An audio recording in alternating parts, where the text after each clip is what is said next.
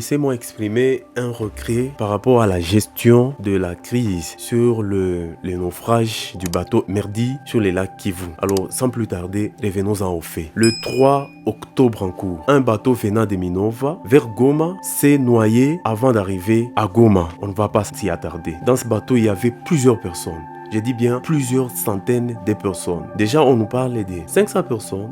600 personnes, 700 personnes. Beaucoup de personnes ont perdu la vie dans ces naufrages. Je dis bien beaucoup de personnes. On a trouvé certains corps, on n'en a pas trouvé d'autres. Plusieurs autres ne sont pas encore trouvés jusqu'à maintenant que je parle. Mais quelques corps ont été trouvés, on les a acheminés dans des morgues, on a sauvé quelques vies. Bon, alors avant de continuer, je voudrais déjà dire paix à toutes les âmes perdues dans ces naufrages. J'adresse mes sincères condoléances aux familles éprouvées et à toutes les personnes partout au monde qui ont été éprouvées par ces drames. Mais maintenant, mes regrets sont fondés sur quelques éléments. Le 10 octobre, on a procédé à l'enterrement officiel des corps qu'on a trouvés. Ma première question, combien de corps étaient trouvés? Combien de personnes étaient sauvées? Combien de corps ne sont pas encore trouvés? Plus de 48 heures après, toutes ces questions ne trouvent pas encore des réponses. Plusieurs familles n'ont pas encore trouvé les corps des leurs. On ne nous dit pas encore combien ont perdu la vie 48 heures après. Déjà à chaud, un communiqué de la présidence est tombé. On a dit 23 personnes sont parties. L'évidence, c'est que pendant l'enterrement officiel, nous avons vu plusieurs corps. On ne peut plus parler de 23 personnes. Pourquoi ne corrige-t-on pas encore ces communiqués visant à dire que c'est seulement 23 personnes qui ont perdu la vie? Je crois que nous devons finalement accorder une certaine attention sur la vie. Nous sommes en train d'être habitués à enterrer à Goma